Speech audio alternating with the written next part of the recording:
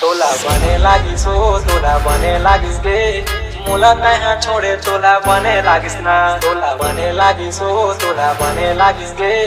मोला कहाँ छोड़े तोला बने लागिस तो आप मन सुनने वाला हो जिसमें संगीत दिया है डीजे पंकज ने।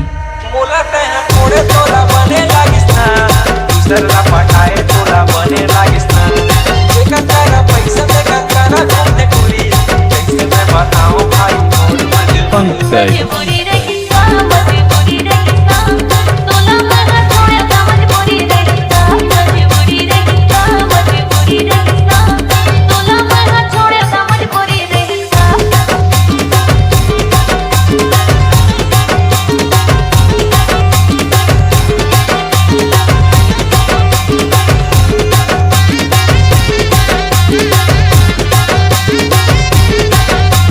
पंकज साल पहले नहीं मोला तो फंसाए वो मोला तो फंसाए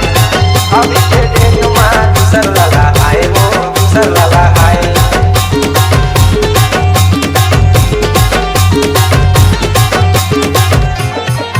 साल पहले नहीं मोला तो फंसाए वो मोला तो फंसाए अभी के दिन में दूसर लगा आए वो दूसर लगा आए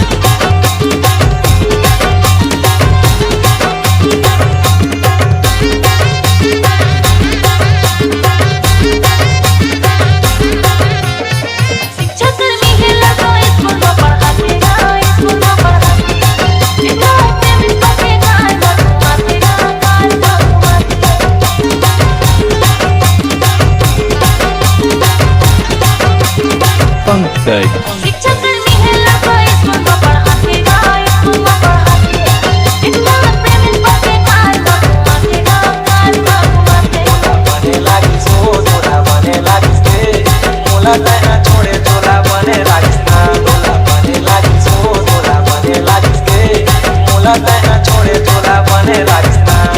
मोला कहाँ छोड़े तोला बने लागिस ना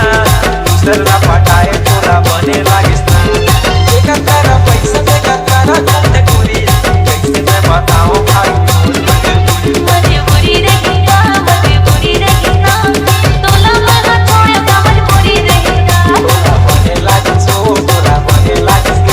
छोड़े तोला बने लागिस ना